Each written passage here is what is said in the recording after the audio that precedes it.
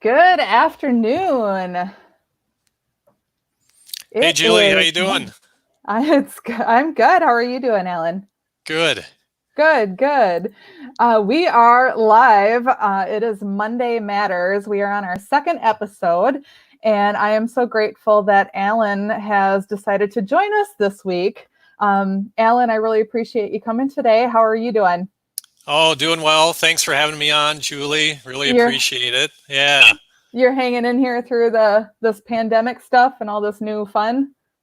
Yeah, I mean, it brings certain challenges, working remotely, working from home, brings its own set of challenges, but being from the IT world, we are staying busy and helping those that need to work from home do that.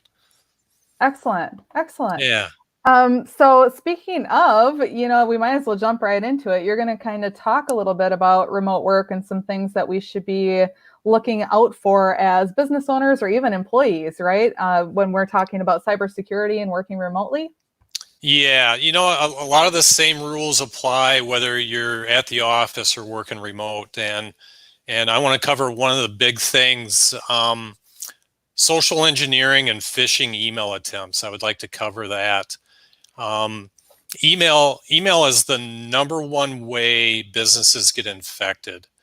And and as your IT department, we can only do so much to protect you. We can only, put so much software on a PC and put a firewall in, and all the protections that we can put in place. The weakest link is the end user, and the end user clicking on a bad email, there's nothing we can do to stop that. And so we're just going to go over some phishing email, social engineering, some tips, some red flags, what to look out for. Phishing is a type of social engineering attack that's often used to steal data, including login credentials and credit card numbers. And it occurs when an attacker masquerading as a trusted entity dupes a victim into opening an email or an instant message or a text message. So there are certain things we can do to look out for to recognize when someone is trying to do that to us. So the social engineering red flags, one thing we look for is the from address. So if you don't recognize the sender's email address as someone you ordinarily communicate with, or it's from someone outside your organization and it's not related to my job responsibilities, or the email is sent from someone inside the organization or from a customer, vendor, or partner and is very unusual or out of character. You look for suspicious domains, like the from address where you see the at, and in the example it says yourorganization.com.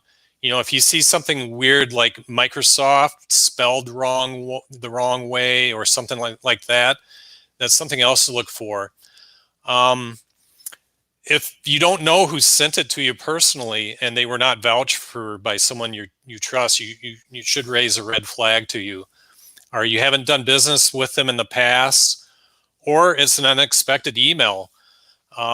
If you receive an email from someone that you're not expecting and it has a hyperlink or an attachment, do not click on it, and it should be a big red flag.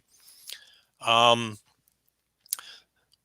to the hyperlinks, one thing you can do with hyperlinks is you can move your mouse over the top of the hyperlink, and we'll demo that in a little bit.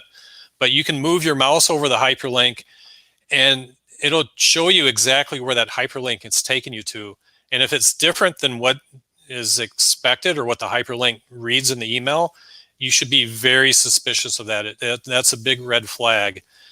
Also, if you receive a long hyperlink with no further information and the rest of the email is blank, that would definitely be a red flag. You wouldn't want to click on anything on that. And the email, if the hyperlink is misspelled or any other red flags like that, just be suspicious and don't click on it. Looking at the date of the email, if you received an email from someone you normally wouldn't receive at like 3 a.m., that should be a big red flag. The subject line is either irrelevant or doesn't match the message content, or it's a reply to something that you've never sent or requested. Attachments is another thing to be careful of. Again, if you're not expecting the attachment, or if the attachment makes no sense, and the sender doesn't ordinarily send you this type of attachment, do not click on it.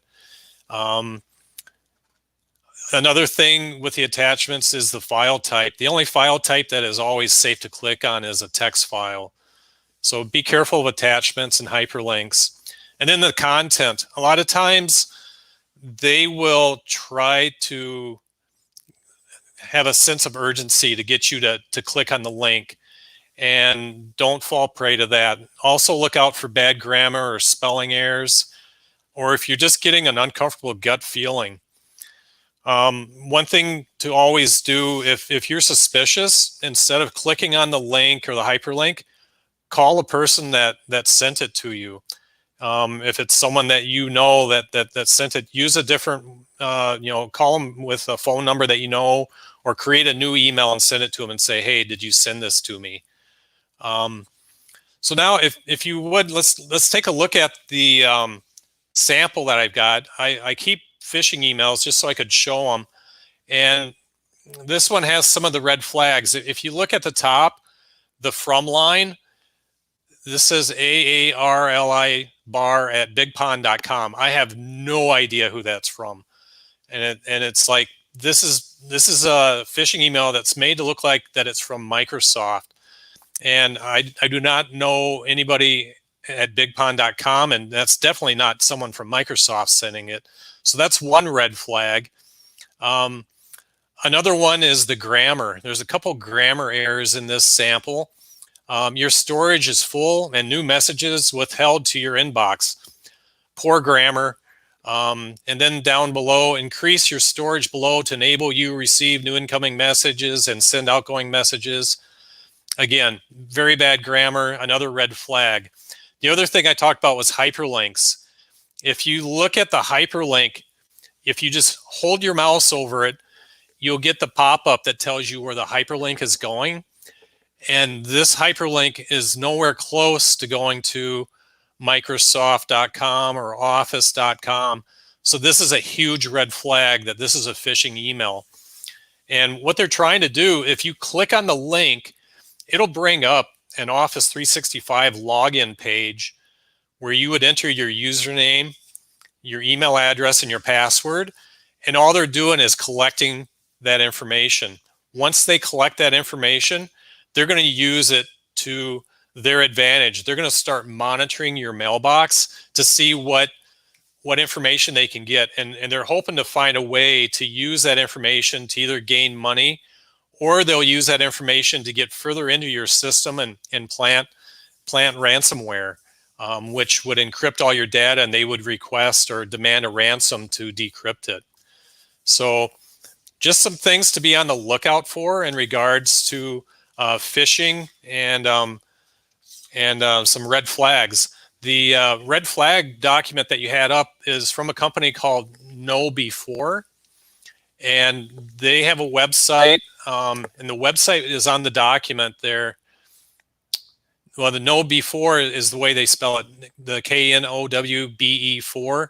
So knowbe4.com is their website, and that's where we got this document. There are some other websites that are really good in regards to cybersecurity. I just brought one up on my screen, staysafeonline.org.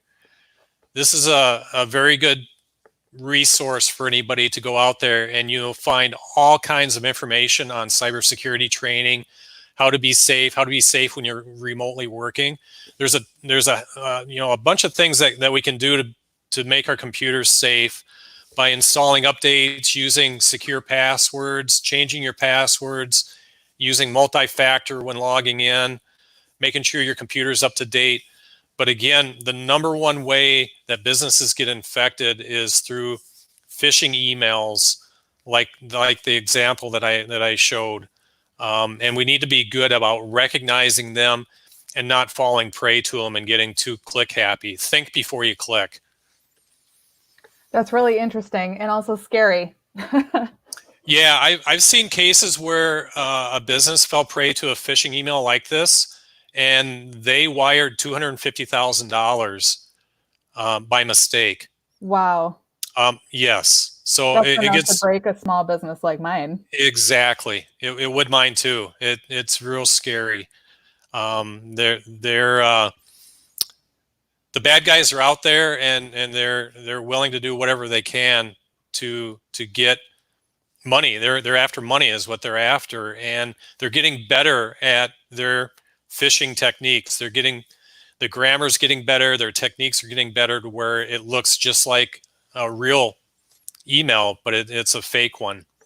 Oh yeah, I've gotten a few as of recent.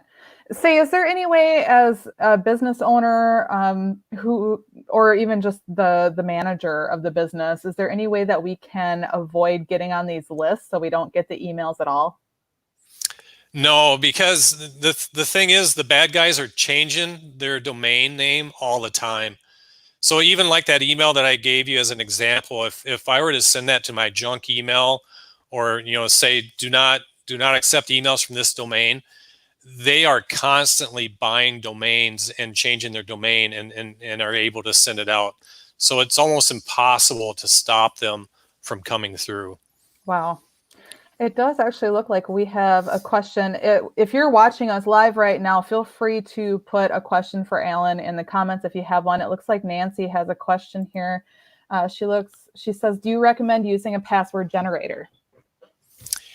Yes, I do recommend using a password generator. They're helpful to creating those passwords that aren't dictionary words. So the thing is with a password, you want to create a password that you can remember, and you don't necessarily have to remember it if you have a password manager, but you want to create a password that's not a dictionary word. That's the biggest no-no in creating passwords is if it's able to look that up in the dictionary, it's easy to crack. So I highly recommend password generators to create your password.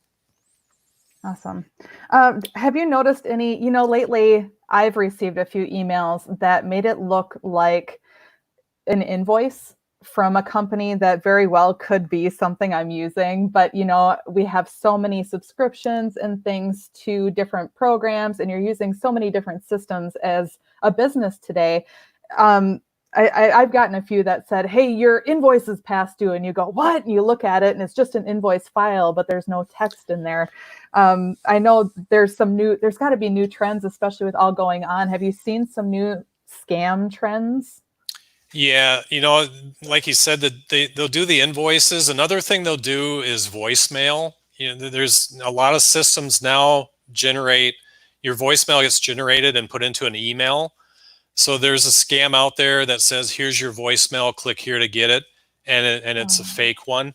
That's another example. Another one would be scan documents. A lot of businesses have multi-function devices where you can scan a document and send it off to an email, or it'll create it as a PDF, and then you can attach it to an email. That's another one they try to use. The bad guys will send a fake email that says, here's your document from your Xerox scanner. Click here to retrieve it. And, the first thing was like, well, I never scanned that, so I'm not going to click on it. But they're trying all kinds of things. And now with the COVID-19, there's a lot of like World Health Organization type emails coming out, or from clinics that are tracking COVID-19 infections. They're sending out emails like that and trying to get you to click on a link within the email. Oh, how scary. It looks like Yeah. Nancy actually has a follow-up question to her previous question. Are phrases safer than single words for passwords? Great question. Yes, phrases are safer than single words as long as you do not include dictionary words within your passphrase. So to create a passphrase, you could take just like creating a sentence, like my dog's name is Fido 2019 or whatever. So by having spaces within the passphrase and exchanging some letters out with some numbers or punctuation to mix it up a little bit, you can create some very good passphrases that are really long, which it does make it more secure. And yes, passphrases are better than single words. So good question, Nancy. That makes me wonder if I've seen people use numbers in the middle of words that make the same. So say you were going to say the word rate and it's R8, the numeral 8 instead of ATE. Is something like that, or do they know better than that? They're getting better about cracking those. So like Okay. replacing the at sign versus an A. The bad guys are starting to come around. So just, gibberish, letters, numbers, punctuation put together is better. And that's why using like a password manager is important. So you don't have to remember those passphrases or those passwords. And they're just gibberish. And then you just do a copy and paste to put them in wherever you need them. Awesome. Looks like we have a viewer giving us an example. Tyler, thank you. Yeah, yep, that's an excellent passphrase there. Awesome. So, I'm curious. We're talking about being attacked through email from these bad guys, but as someone running a business, I'm curious if you have any recommendations for requesting or sending potentially sensitive information, such as maybe tax documents from a remote employee or recurring payment options from a client. Are there any ways as a business owner or any systems that you recommend that we can use to get on top of that so we ensure that those transactions are safe? Yeah, I guess just to be sure that your system is using encryption. So if you have a website that your clients go to, make sure you're using HTTPS, which means that it's encrypted, so that you've purchased a security certificate and your website is encrypted. Most websites nowadays are, but just making sure that your website that you're using for payments, that it's encrypted. Also, whenever you're sending email, you can think of an email as the same as a postcard. So the postcard has no envelope. You write on the back, "Dear Mom, it's great being in Florida. It's so warm down here. Wish you could come see me," or whatever. Anybody that sees that, the postman, or if anybody takes it out of your mailbox, they're going to be able to read that, right? So you think of email in those same terms. So if you're going to send anything that has social security number, account numbers, or anything like that, you need to make sure that the email is encrypted. And there are some different systems out there that Microsoft has a way of encrypting emails, and some of the other providers that you get your email through, there are ways to do email encryption. Okay. Is that a simple Google, or is that something that we should be contacting you to work with on? Yeah, it's a little, you can Google it and see what's out there. I don't have one that comes to mind right offhand. Okay. But we definitely, if anybody, if you want to get to me and email me, I can certainly provide you some information. But there are some tools out there that you can use to encrypt your email. And I'm sure if you Google it, you'll find it too. But you definitely can contact me. Yep. Awesome. Well, if you're looking for Alan, then I'll Google it. Oh, cool. Yeah. That's all I do all day is Google. Don't we all? I feel like we all live on there. If you are looking to contact Alan, I do have their website, Midwest IT Systems website, and their tag for Facebook down at the bottom of the screen. I'm not seeing any more questions from our audience. I do have a few questions that maybe aren't completely related.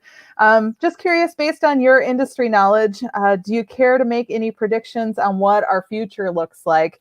Is there anything business owners should be looking to implement to stay ahead of the curve?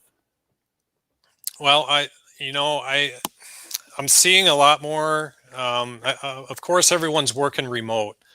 There's been a lot more remote workers. I'm seeing a lot of companies saying that they're going to adopt it and do more work, remote work, for their employees. So giving them that as an option for their employees to be able to work from home or wherever.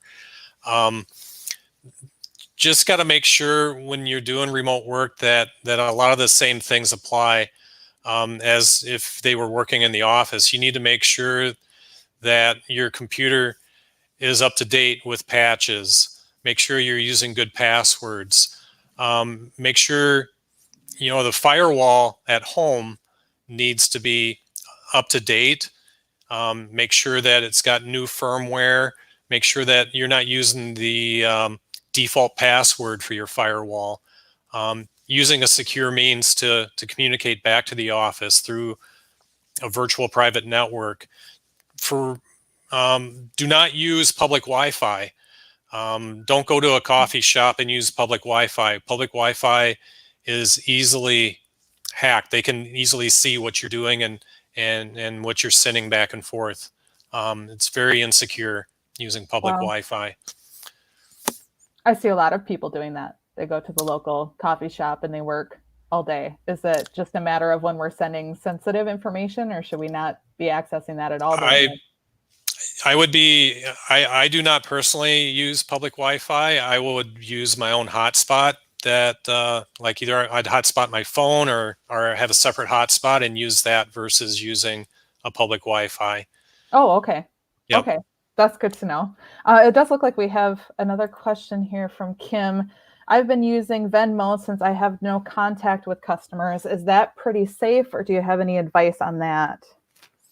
Yeah, I feel Venmo is safe. I forget the company that created Venmo. I believe PayPal is the same company that created Venmo, or Okay. PayPal owns Venmo. And looking at the way they set things up, I feel it's a safe method for transferring funds. Okay. The one thing I have noticed with Venmo, that if you're not careful to allocate it as private, those who you might be connected with can probably see who you're paying or who's paying you. That's the only thing I've noticed, but you're not seeing what the payment is. You know what I mean? Yeah, that's a good thing. You want to be careful what you say in there. Yeah.